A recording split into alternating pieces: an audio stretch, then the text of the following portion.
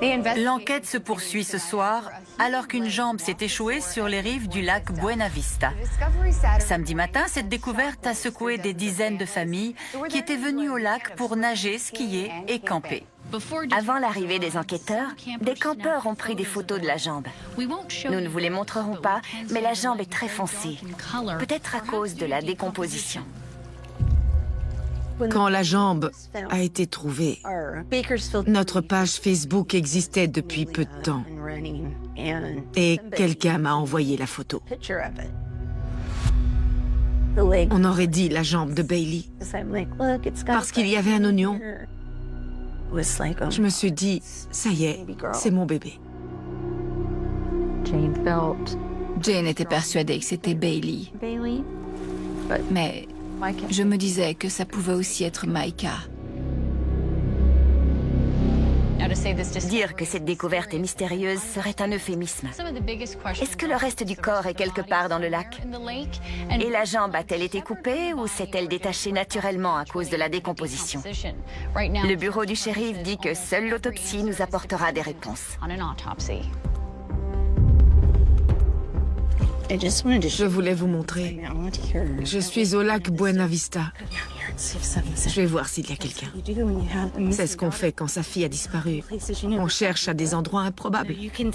Vous voyez, l'eau est très trouble. Est-ce que ma fille se trouvait dans ce lac, en morceaux? Nourrissait-elle les poissons?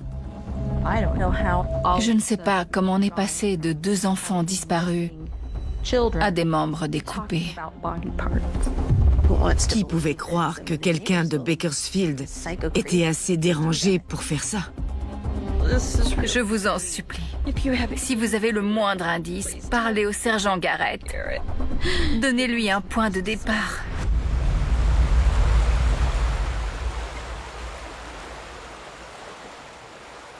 Mon bébé me manque!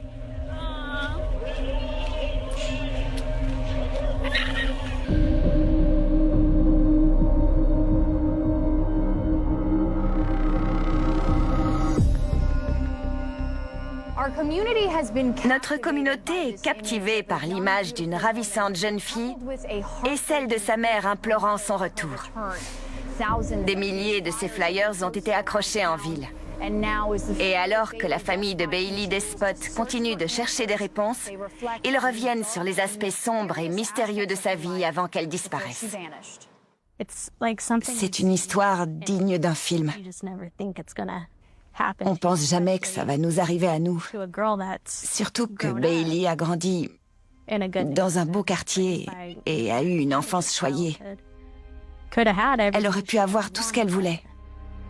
Mais elle a pris un mauvais virage. J'ai passé sa dernière année, ou ses derniers 18 mois, à essayer de la sauver et de la garder en vie. Parce que je sentais qu'elle perdait pied, que sa vie était en train de s'écrouler. Au printemps 2017, le court mariage de Bailey prend fin. C'est à ce moment-là qu'elle commence à se faire de nouveaux amis et à se droguer. Elle a commencé à côtoyer des gens qui n'étaient pas très recommandables, qui faisaient beaucoup la fête. Elle s'est fait aspirer par ce style de vie. Elle a complètement changé. Et c'est ça qui a fait qu'on s'est un peu éloignés. Elle a eu pas mal de problèmes. À commencer par son arrestation en juillet pour trouble à l'ordre public.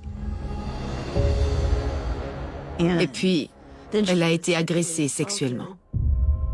D'après Jane Parent, sa fille aurait été victime d'un viol collectif dans un appartement après avoir été droguée à son insu. Sa famille explique avoir essayé de la faire suivre par un psychologue, mais les choses ont empiré entre l'été et l'automne 2017. En septembre, elle a fait une overdose.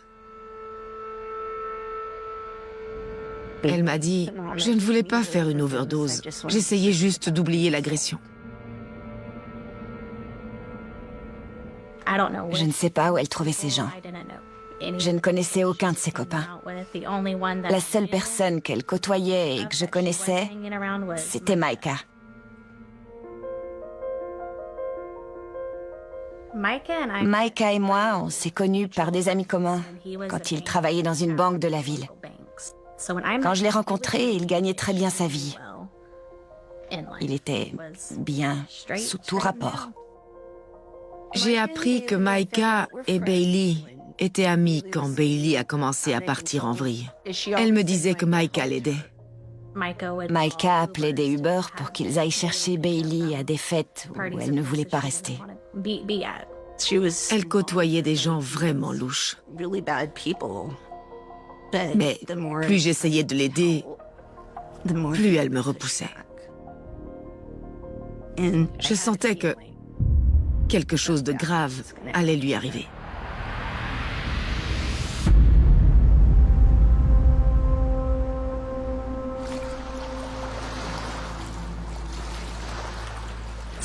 Des équipes de recherche composées uniquement de volontaires ont ratissé le lac, ce qui apparemment est très compliqué en raison du manque de visibilité.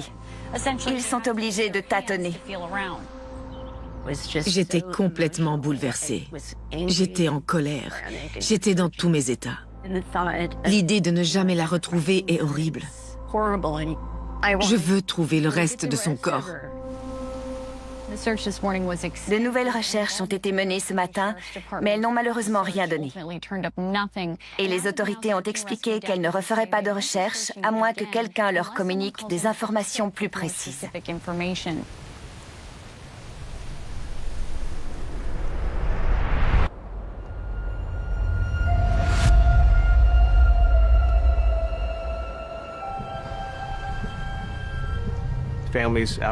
Une famille au bord de la rivière, avec des ados, a aperçu un sac dans l'eau lesté par des pierres.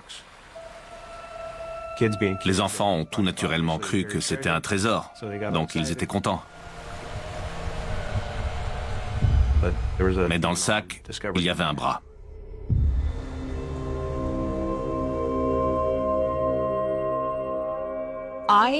J'ai appris que des restes humains avaient été retrouvés dans la rivière, près de Hart Park. Oui. Et je suis presque sûre que c'est Olivia qui me l'a dit. Oui. C'était bien d'avoir été averti avant que ça passe aux infos. Pour la deuxième fois en 3 semaines, des restes humains ont été retrouvés dans une étendue d'eau, cette fois dans la rivière Kern.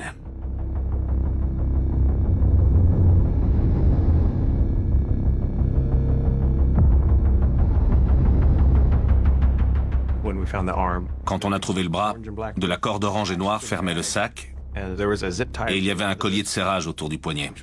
C'était une découverte inhabituelle. Il y avait des marques d'outils sur la partie supérieure. Et un expert a conclu que le bras avait été scié. L'os avait été scié aux 3/4, puis ensuite fracturé. Un peu comme quand on coupe un rondin de bois, que la scie se coince et qu'on termine en cassant ce qu'il reste. On a souvent eu des noyés que personne n'a retrouvés. Ouais.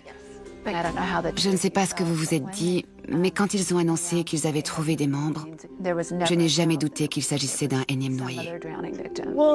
Un noyé n'aurait pas été retrouvé dans un sac. On enquête sur de nombreux homicides où les gens se font tirer dessus, mais une personne n'est coupée. C'est une toute autre histoire. L'eau est froide et le bras y a été immergé. Cela nous a empêchés de relever des empreintes digitales. Des échantillons ADN vont être prélevés sur les 2 membres, puis comparés. Beaucoup attendent les résultats avec impatience, surtout les familles de plusieurs personnes disparues. On a vite compris combien de temps le ministère de la Justice mettait pour analyser les restes humains. Et quelle famille veut attendre 1 an? Ma fille a disparu. Pourquoi je ne peux pas demander à ce que ses membres soient testés? Je me souviens avoir été abattue par cette nouvelle. On venait de retrouver un membre humain dans une rivière et j'allais devoir attendre 1 an pour savoir si c'était mon fils.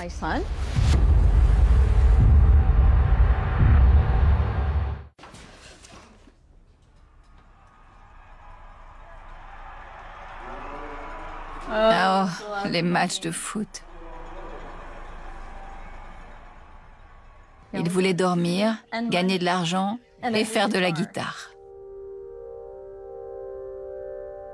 Quand Micah avait 19 ans et qu'il était à la fac, il y a eu le 11 septembre. Il nous a appelés peu de temps après et il nous a dit « Je vais finir l'année, mais après, je rentre pour rejoindre les Marines. » Et c'est ce qu'il a fait. Il a rejoint les Marines. Il trouvait ça cool de donner sa vie à l'armée.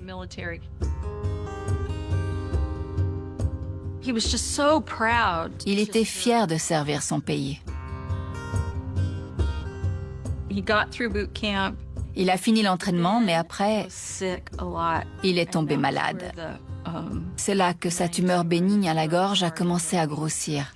Il était très malade. Et il était à l'armée. Ils ont alors décidé de le relâcher pour qu'il puisse rentrer et se faire opérer de la gorge.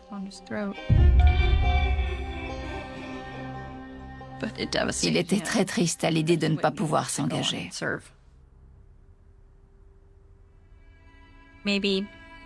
Peut-être 2 mois après ça, il a subi une opération très lourde. Il avait très mal et il est rentré avec des antidouleurs. Après l'opération, il a décidé qu'il voulait travailler dans une banque. Il a commencé comme guichetier, puis il est allé travailler pour de grandes banques et a été agent de change pendant quelques années. Il s'est marié en 2008. Il a eu un fils peu après, qui était tout pour lui. La famille comptait beaucoup pour lui. Sa famille était importante. Être père était très important pour lui. Et puis, au fil des années, les choses ont commencé à se détériorer. Micah et sa femme étaient en train de se séparer. C'était devenu impossible de vivre avec Micah. Il était très imprévisible et très mal. Et je pense que tout ça est dû au fait que Micah a dû prendre des antidouleurs. Il était agité, il sortait, il passait des coups de fil, il revenait et il ressortait. Un jour, je l'ai suivi et je lui ai demandé s'il allait bien. Mais à l'époque, il divorçait. Donc je me suis dit que c'était tout à fait normal. Ouais. Et il a tout gardé pour lui. Plus ça allait, moins il était lui-même. La dernière fois que je l'ai vu, il était ailleurs. Je l'ai laissé tranquille, je lui ai dit « Tu as des choses à régler, et ça me regarde probablement pas. » Mais comme tout le monde, je me dis que j'aurais dû insister. Il a commencé à remplacer ses bons amis et ses vieux amis par des gens louches. Il était parano. Si je l'emmenais quelque part, il me faisait éteindre mon téléphone. Le mettre en mode avion. Il m'appelait en pleine nuit. Je sais pas où je suis, quelqu'un essaie de me tuer. Il est rentré un jour en nous racontant qu'on l'avait kidnappé, qu'on l'avait mis dans le coffre d'une voiture et qu'on lui avait attaché les jambes et les mains. Il voyait un psy, donc on avait peur qu'il s'agisse d'une sorte de maladie mentale. On ne savait pas si c'était vrai. On pensait qu'il délirait. C'était horrible, parce qu'on pensait qu'il perdait la tête. J'ai appelé des psychologues, j'ai appelé tous les gens que je pouvais appeler. Je leur disais, quelque chose ne va pas. Et la dernière personne à qui j'ai parlé a dit, on ne peut rien faire, il est majeur. Il avait perdu son travail. Il n'était plus couvert. De temps en temps, il nous empruntait de l'argent. Le ton de ses appels et de ses messages a commencé à changer un peu. Il était en colère et incohérent. Sa personnalité était en train de changer. Il coulait et je suppliais tout le monde de m'aider. J'ai dit, vous savez quoi? Quelqu'un va mourir, ou il va y avoir un incendie. Quelque chose de terrible va arriver et personne ne nous aide à empêcher ça.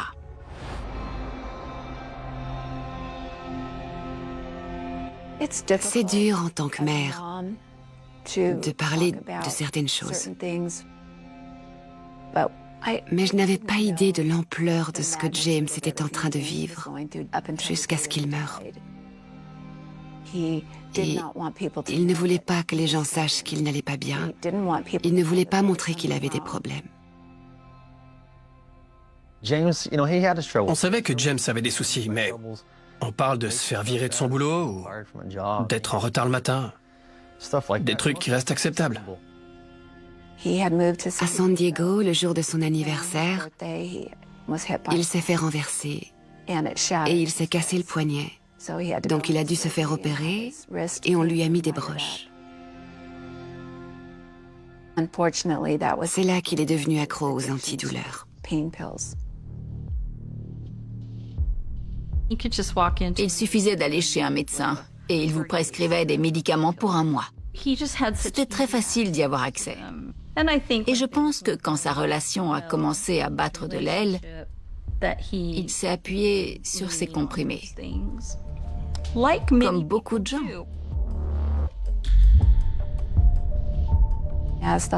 Puis la loi a changé et les médecins en prescrivaient moins. James est alors passé des médicaments sur ordonnance à tout ce qu'il pouvait trouver dans la rue. Micah prenait de mauvaises décisions et l'usage de médicaments n'a fait qu'exacerber ça et a conduit à encore plus de drogue. Il a vu son monde s'effondrer. James n'était pas comme ça. Et jusque quelques mois avant sa mort, je dirais pas que c'était ce qu'il était, mais il était devenu accro. En un an, il était passé de beau gosse, 1m95, 110 kilos, des tablettes de chocolat, bronzé, à 75 kilos. C'était plus lui. Un peu avant d'être tué, j'ai remarqué qu'il côtoyait des gens que je n'avais jamais vus. Ce n'étaient plus ses amis habituels. Il les retrouvait dehors, dans l'allée. Et maintenant, je me dis que ces gens lui apportaient de la drogue. Micah Olson-Bake, 35 ans, avait disparu depuis une semaine lorsque James Kulstad, 38 ans, a été tué par balle le 8 avril.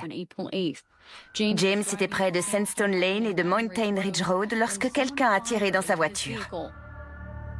Je me suis toujours dit que le meurtre de James serait la première affaire des trois à être résolue. Mais ce ne fut pas le cas. J'ai vraiment l'impression que concernant James, personne ne veut parler. Beaucoup de gens craignent pour leur vie et ne veulent pas se retrouver mêlés à ça. C'est dur de savoir qu'il y a un tueur en liberté. Je pense à la sécurité des gens de notre communauté. Pour Jane Parent, les 100 derniers jours ont tous commencé de la même façon. Elle se réveille et accroche des flyers de sa fille disparue. Quand je sens que je deviens folle, je sors accrocher des flyers. Qu'elle soit morte ou vivante, je veux juste retrouver ma fille. Et comme si les recherches et l'incertitude constante quant à ce qui est arrivé à Bailey n'étaient pas suffisantes, la mère de la jeune fille doit faire face à quelqu'un qui veut rendre sa quête encore plus dure. Dans un quartier de Rosedale, quelqu'un a recouvert ses flyers avec d'autres et agressé les poteaux électriques pour l'empêcher d'en accrocher de nouveau. Les affiches collées par-dessus celles de Jane parlent de santé mentale et du fait de se faire passer pour victime. Quelqu'un joue avec mes nerfs.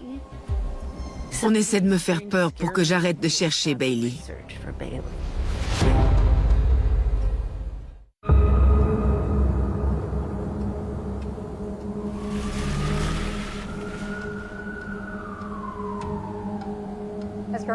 Alors que le nombre d'homicides ne fait qu'augmenter, les familles de victimes se battent pour que leurs enquêtes restent une priorité, alors que d'autres affaires s'ajoutent à la liste. Aux infos, on entendait parler de nouveaux meurtres tous les jours. On se disait que les enquêteurs n'avaient déjà pas assez de temps pour nos dossiers et que ça n'allait pas aller en s'arrangeant. On avait besoin d'yeux et d'oreilles. Le sergent avait besoin d'aide. On a monté une association et on a découvert que certaines choses devaient être améliorées pour les prochaines familles. On a décidé de se servir de notre colère pour aider à réparer ce qui ne fonctionnait plus. Les analyses ADN prenaient trop de temps à notre goût. Donc on devait essayer de faire quelque chose pour accélérer le processus. On faisait du bruit. On passait aux informations. Les maires des Bakersfield 3 se rassemblent pour attirer l'attention sur un grand nombre d'affaires non résolues et dénoncer le manque de moyens. Le conseil de supervision a des fonds discrétionnaires qu'ils peuvent allouer.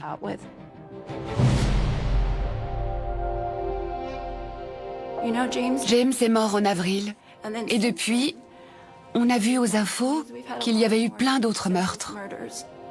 Et donc, il ne fait que descendre dans la pile. Nous sommes ici aujourd'hui pour demander au Conseil d'allouer des fonds supplémentaires au programme de témoignages anonymes. Parce que si personne ne veut parler à la police, nous ne pouvons plus compter que sur ce programme. L'un des plus gros problèmes, c'est qu'on attend encore le résultat des analyses ADN. On ne devrait pas avoir à attendre des mois pour savoir si un bras ou une jambe appartient à notre enfant. Je n'arrive pas à imaginer ce que vous vivez. Merci d'être là.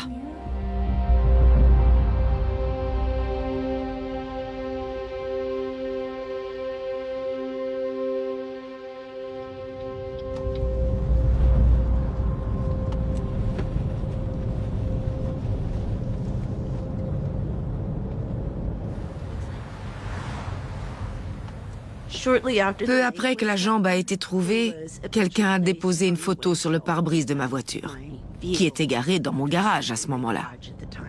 Je me demandais qui avait pu déposer cette photo.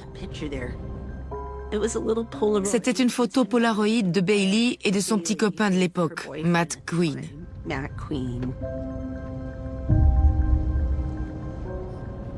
Je vais vous emmener chez Matt,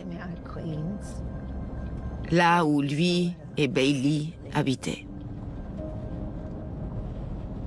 Je continue de venir ici. Je repense à la dernière fois que je l'ai vue. Voilà, c'est cette maison-là.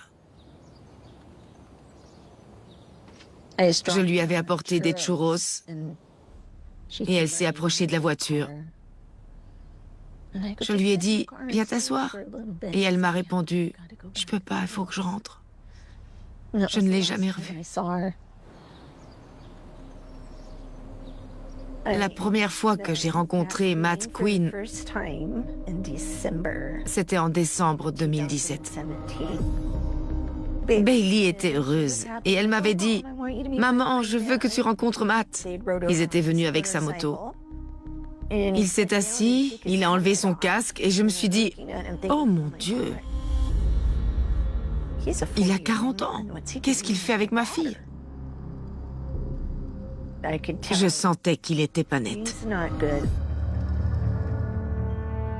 Matthew Queen avait commis des délits à San Diego. Il a fini par purger une peine de prison de 8 ans pour un kidnapping et une fusillade. Et puis il a été relâché en 2013 ou 2014, je dirais, et a déménagé à Bakersfield. Matthew Queen était un personnage intrigant, de mon point de vue de journaliste. Parce qu'il avait une femme et des enfants, il avait une jolie maison, un bon travail. Il suivait une formation d'électricien. Mais il aimait aussi les armes à feu. Il en fabriquait. Et je peux prouver qu'il a vendu des armes à feu à plusieurs reprises. Le jour, c'est un père et un électricien, mais le soir, est-ce qu'il s'enferme dans son garage pour fabriquer des fusils d'assaut? Il m'a dit plusieurs fois qu'il aimerait bien me parler, qu'il avait des informations, mais il disait que je n'étais pas à la hauteur, que cette affaire me dépassait.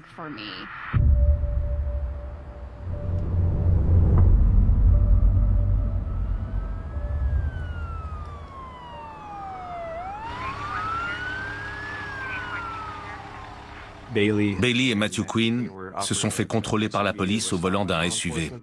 Et ils se sont fait arrêter parce qu'il y avait 5 ou 6 armes à feu illégales dans le véhicule. Bailey n'avait jamais fait de prison, mais Matthew, oui.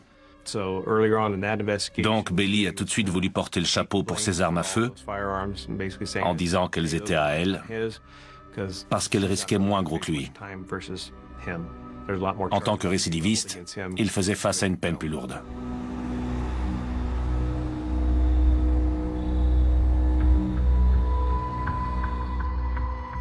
Juste après que Bailey et Matthew Quinn sont sortis de garde à vue, il l'a amenée à la maison un jour, pendant que je travaillais. Il a fait ses valises et l'a fait emménager avec lui. Ça déjà, c'était bizarre, parce qu'il vivait avec ses enfants, son ex-femme, sa mère, et maintenant Bailey.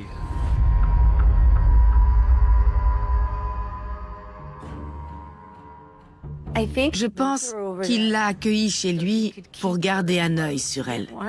Il ne voulait pas qu'elle parle. Elle me disait « Je ne peux pas te parler de l'arrestation, ne me demande plus rien ». Après ça, on ne s'est pas beaucoup parlé.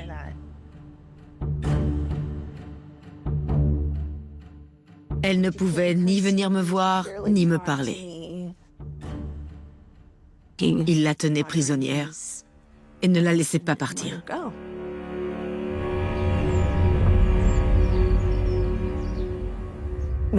Matt avait rendez-vous au tribunal pour l'arrestation de décembre avec Bailey, qui était censé porter le chapeau. Je lui ai dit, « Je peux venir ?»« Oh non, c'est à huis clos. » Et donc le 24, quand je lui ai écrit, elle a dit, « Je peux pas venir, ça s'est mal passé. »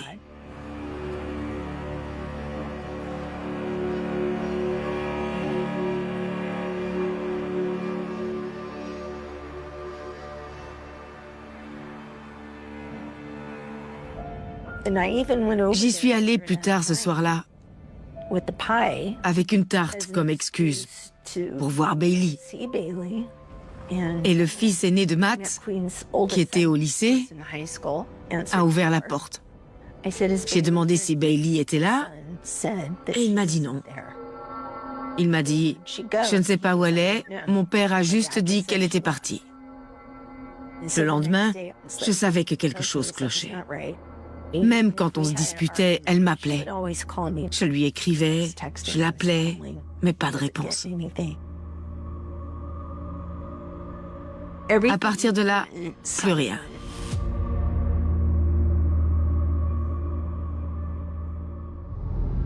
Ses réseaux sociaux, son téléphone, tout. Je suis retournée plusieurs fois chez Matt Quinn.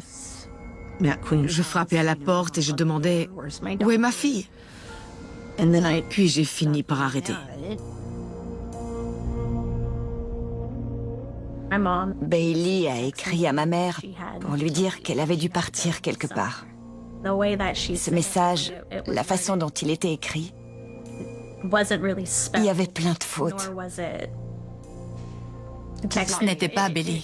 Elle n'aurait pas envoyé un message comme ça. Non. Et on n'a plus de nouvelles après ça. J'ai compris qu'elle avait disparu le 25, quand elle ne répondait plus. J'ai reçu le faux message quelques jours plus tard. Il disait « Maman, J'ai dû partir. Je savais que quelque chose de grave s'était passé, parce que ce n'était pas sa façon de parler. Le lundi, je savais qu'il fallait que je signale sa disparition. Et c'était très frustrant, parce qu'il devait vérifier qu'elle avait bien disparu et qu'elle n'était pas juste partie en vacances. Parce qu'une personne de 18 ans et plus peut disparaître. C'est pas interdit par la loi. Matt Quinn me faisait tourner en bourrique. Il m'envoyait des textos et tout ça. Au début, je répondais.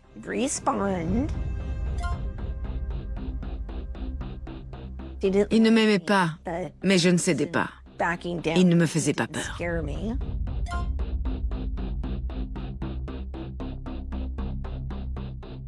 Matthew Quinn a toujours affirmé que quand Bailey est partie de chez lui, il ne savait pas où elle était allée. Tout ce qu'il savait, c'est qu'elle était partie. Matthew a souvent dit, notamment sur les réseaux sociaux, que Jane s'en prenait à la mauvaise personne et qu'elle l'accusait à tort. J'ai essayé de l'interroger à plusieurs reprises, mais à chaque fois, il refusait de parler ou se taisait au bout de 10 minutes. Matt Quinn. On avait déjà entendu ce nom. C'était le type qui laissait ses commentaires bizarres à Jane. Elle était persuadée que c'était la personne sur qui on devait enquêter. Et c'est alors que Lance nous a dit « Micah m'en a parlé ».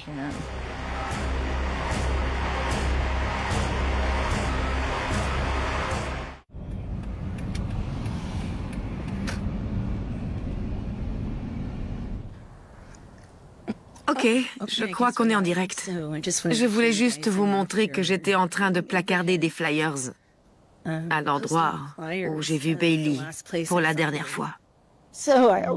J'accroche toujours des flyers.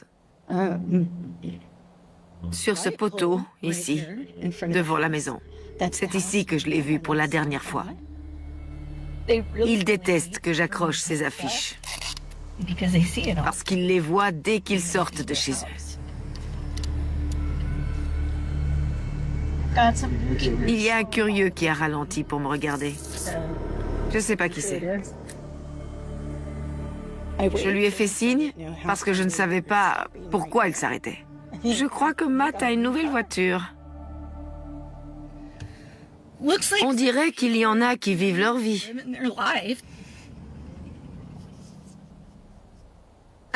J'ai cru que c'était Matt dans une nouvelle voiture, mais c'était Sarah Widmeyer.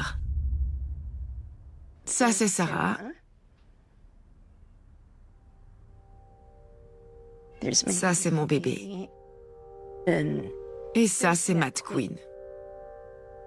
Sarah Widmeyer et Bailey sont allées au collège et au lycée ensemble. Elle et Bailey se disputaient, puis elles s'échangeaient les vêtements et passaient du temps ensemble. Mais elles n'étaient pas si proches que ça. Après la disparition de Bailey, Sarah a emménagé avec Matt parce que son petit copain était en prison. Elle est vite tombée enceinte. Et Matt était le père. C'est bizarre. La copine de Matt disparaît, et voilà que son amie Sarah emménage. J'ai même écrit à la mère de Sarah sur Facebook pour lui dire « Je ne sais pas si vous êtes au courant, mais ma fille a disparu. Sarah habite chez Matt. Éloignez-la de lui avant qu'elle ne soit la prochaine, avant qu'elle ne disparaisse. » J'ai fait un live Facebook après que les poteaux avaient été graissés pour découvrir qui c'était. Je scotche juste celui-là. Je remonte en voiture parce qu'ils arrivent.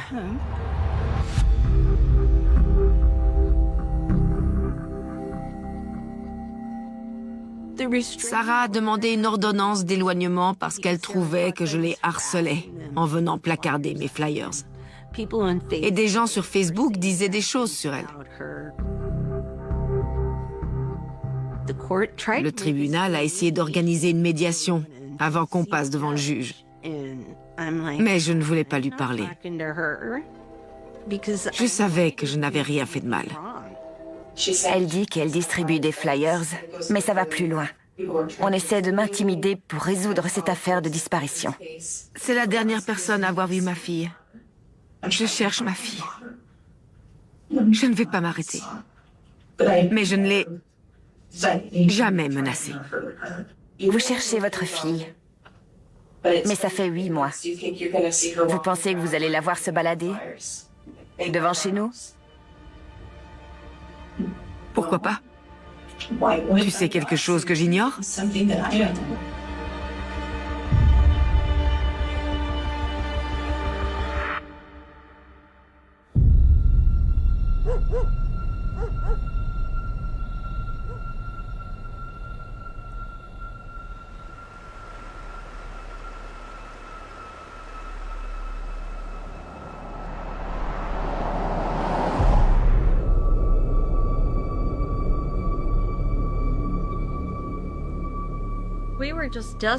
On avait cruellement besoin que quelqu'un nous dise à qui appartenait chaque membre. C'était terrible de ne pas savoir.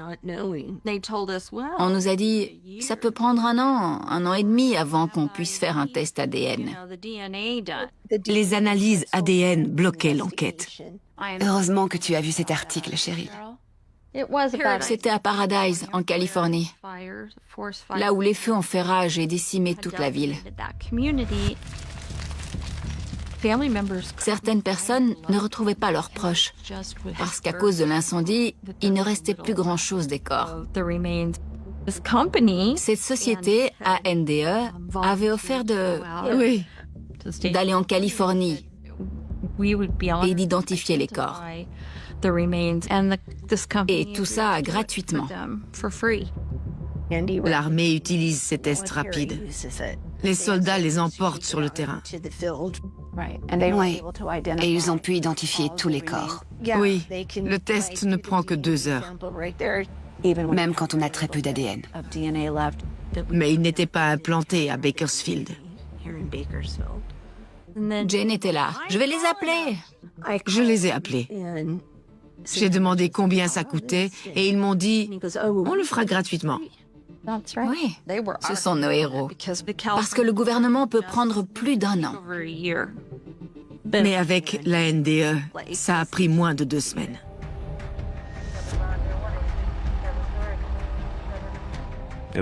En décembre, on a récupéré le profil ADN et on a organisé un entretien avec les maires. On a su que c'était L'un des deux. que soit Bailey, soit Micah avaient été identifiés. Je me souviens que j'étais chez moi. Di était là, ma mère aussi, ma sœur. Il y avait le médecin légiste, un commandant de police, des enquêteurs. On est arrivé chez Jane et il y avait je ne sais pas combien de voitures. Tout le quartier était là. C'était horrible. Il fallait être fort. On était obligé de passer par là. Cette réunion où on était toutes les 3, c'était très dur. C'était dur pour Cheryl et c'était dur pour Jane. Ce n'est pas un moment facile.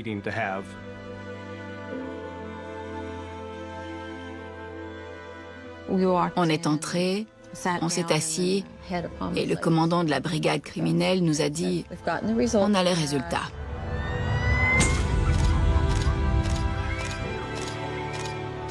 La jambe n'appartenait à aucun de nos enfants. Mais le bras Je t'aime.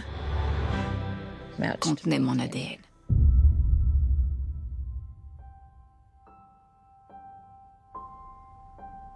J'étais dévastée. Cette chose qui fait de lui une partie de moi a prouvé qu'il était mort. C'est dur à expliquer, mais je ne suis plus la même. Je ne pouvais pas imaginer Moi, je sais où est mon fils. Il voulait être incinéré et j'ai gardé ses cendres. Je ne pouvais pas imaginer n'avoir que son bras. Et Jane aussi était anéantie. Elle ne savait plus où chercher Bailey.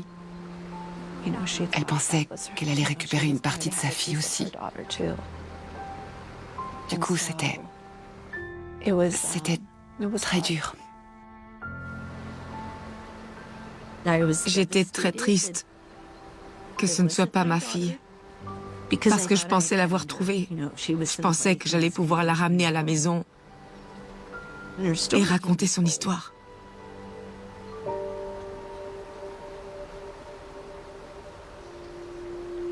Je savais que cette réunion avait lieu et j'étais assise à côté de mon téléphone. Quand j'ai répondu, c'était Cheryl, en larmes.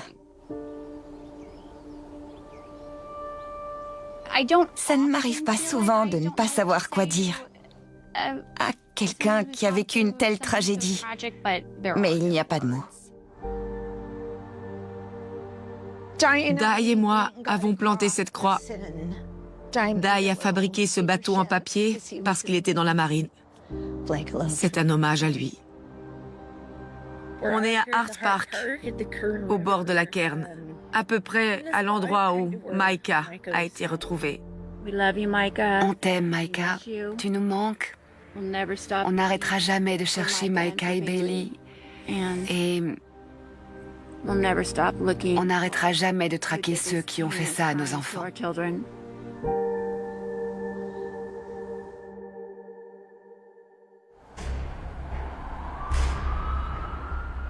On traitait le dossier de Micah comme une disparition, mais le bras s'est révélé lui appartenir. Donc on a compris que l'enquête allait prendre un virage plus sinistre. Le médecin légiste a expliqué que c'était une blessure à laquelle il n'aurait pas pu survivre et qu'il n'avait pas pu se l'infliger par accident. Donc il a conclu à une mort par homicide. La police de Bakersfield a accepté de prendre en charge le meurtre de Micah et la disparition de Bailey. Bien sûr, Chad s'occupait déjà du dossier de James et donc il est devenu le référent de nos 3 affaires.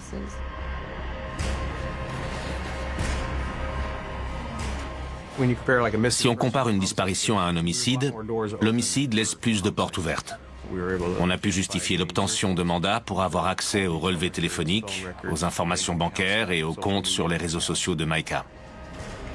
J'ai passé pas mal de temps sur les réseaux sociaux et j'ai trouvé un post Facebook de Matthew Quinn. C'était une pièce du puzzle. Ce post sous-entendait qu'il savait ce qui s'était passé et que quelqu'un d'autre était impliqué. Je l'ai su assez tôt, grâce à une information que j'avais reçue. Mais j'avais du mal à y croire.